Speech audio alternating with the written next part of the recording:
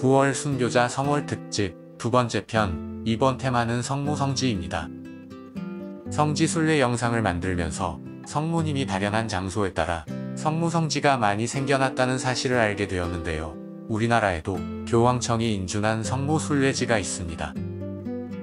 성모 발현지가 아니더라도 로마 성모대성당과 영적 유대를 맺고 있는 성당이 해당된다고 하는데요.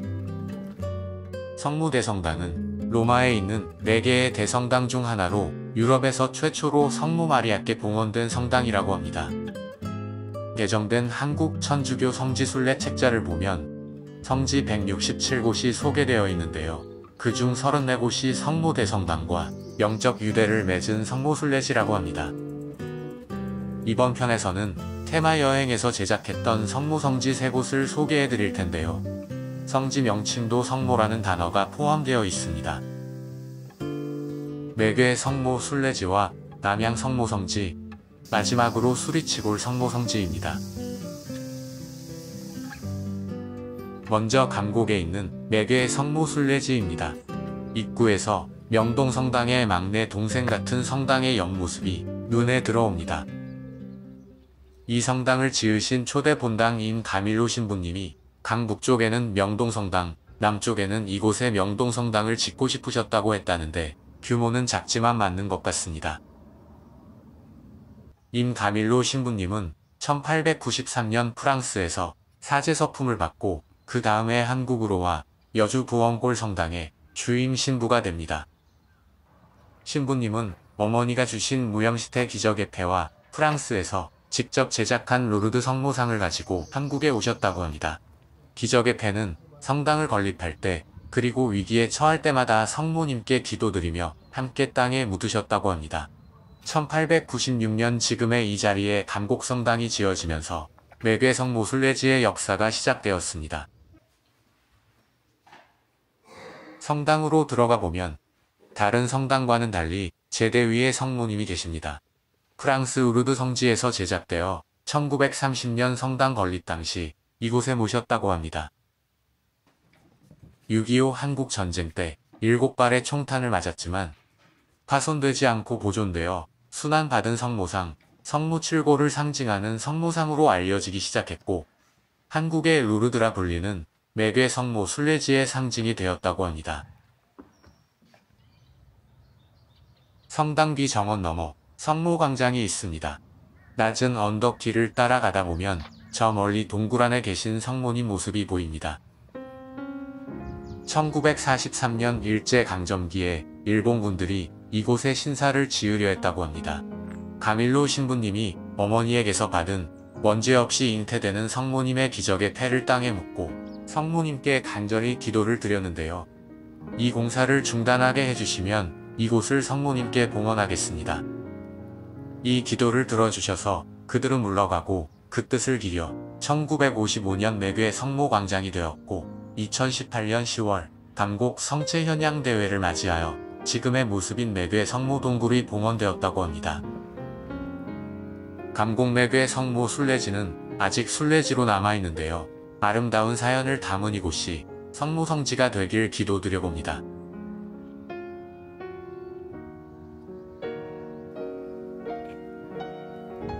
두 번째는 경기도 화성에 있는 남양 성모성지입니다.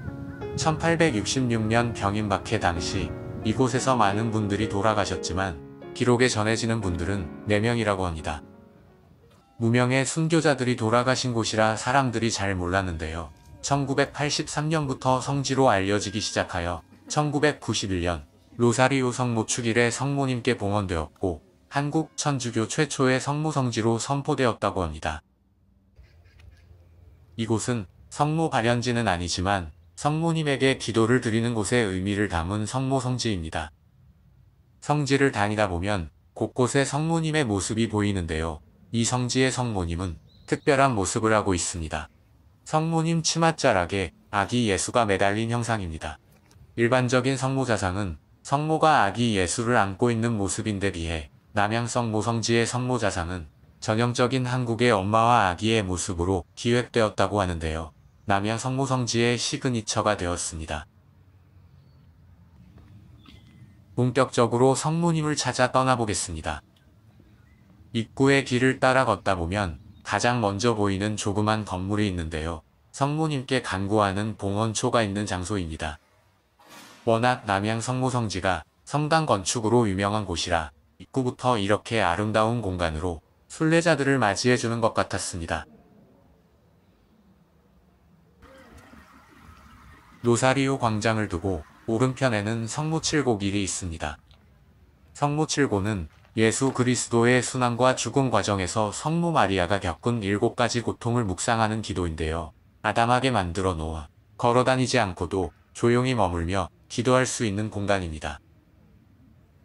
남양 성모성지는 언덕으로 둘러싸여 있고 한가운데 2개의 탑을 세워놓은 모습의 성당이 시선을 사로잡습니다. 정원 오른편으로 바닥에 누워있는 십자가가 보이는데요. 묵주기도가 시작되는 길입니다. 이곳에서부터 언덕길을 따라 20단의 묵주의 길이 있습니다. 이곳에서 촬영하고 있을 때 성당에서 종소리가 들렸습니다. 정시마다 성당 가운데 조그맣게 달려있는 7개의 종이 울린다고 하는데요. 이렇게 아름다운 자연 속에서 종소리를 들으며 묵주기도를 할 수 있다는 것은 축복인 것 같습니다.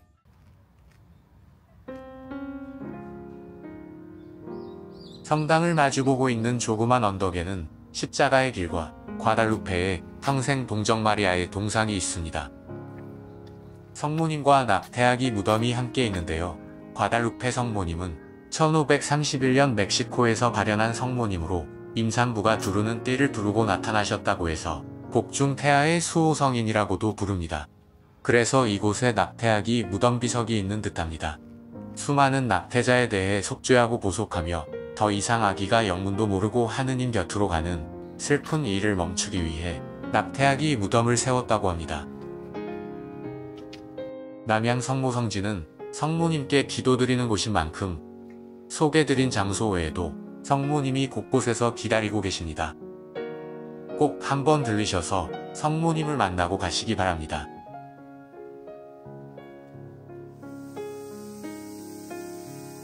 마지막은 비교적 최근에 소개시켜드린 충청남도 공주시에 위치한 수리치골 성모성지입니다. 천주교박해 시대에 신자들이 숨어 살던 교우촌이 있던 곳입니다. 현재 이곳에는 성모성심회의 뜻을 계승하는 미린의 성모성심 수녀회의 총원이 있는데요. 성모성심회는 1836년 프랑스 파리에 승리의 성모성당 주임이신 데주네트 신부님이 만드신 신심단체입니다. 상을 뒤로하고 눈앞에 펼쳐진 탁 트인 전경과 함께 제일 먼저 성모성심회의 상징인 승리의 성모상이 있습니다. 1846년 경호박해가 일어나자 페레올 주교님과 다블위 신부님은 이곳 수리치골로 피신하였다고 합니다. 1846년 11월 2일 두 신부님은 성모 마리아의 은총으로 조선교회가 박해에서 벗어나 자유롭게 신앙생활을 할 수 있기를 바라며 본인들이 머무셨던 이곳 수리치골의 성모성심회 조선분원을 설립하게 됩니다. 1984년 한국을 방문하셨던 요한바오로 2세 교황님이 명동성당 미사 때 수리치골 성모성지를 언급하시면서 한국 최초로 성모성심께 봉헌된 성지로 인정받게 됩니다. 성무당으로 가는 길에 성체조배실이 있고 그 옆에 예수님 십자가 앞에서 기도드리는 성모님이 계십니다. 성모님 손에는 성모님의 심장이 들려 있습니다. 자녀를 위해 심장을 내어줄 수 있는 어머니의 사랑과 희생을 상징하는 것이 아닐까요? 성모광장의 십자가의 길을 따라 14처가 끝나는 곳에 성모님이 계십니다. 하얀 공간 안의 정갈한 모습으로 저 아래 세상을 바라보고 계십니다. 성모님을 둘러싸고 있는 반원 형태의 이 모양은 물고기를 형상화한 것이라고 하는데요.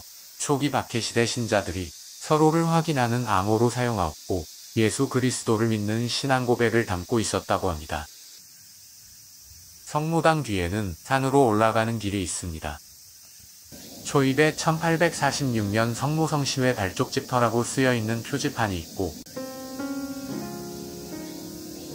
성모칠고 기독길을 따라 언덕을 오르면 저 멀리 동상들의 모습이 보입니다. 성모성심회는 수리치골의 한 오두막집에서 몇 명의 신자들로 시작한 작은 모임이었다고 하는데요. 파리 외방선 교회의 두 신부님들이 함께 만드신 단체이기도 했고, 본부가 있는 프랑스 파리의 승리의 성모 대성당에 편지를 보내 공식적으로 명부에 올려줄 것을 청하였다고 합니다. 그 당시 힘든 상황에서 이렇게 새로운 희망을 알리는 모임이 진행될 수 있었다는 사실만으로 이분들에게 얼마나 감격스러운 시간이었을까 생각해봅니다. 수리치골 성모 성지는 이 외딴 산골짜기에서 시작하여 지금의 성지가 탄생된 흔적을 볼 수 있는 소중한 순례길인 것 같습니다. 테마여행 성모 성지편 마칩니다.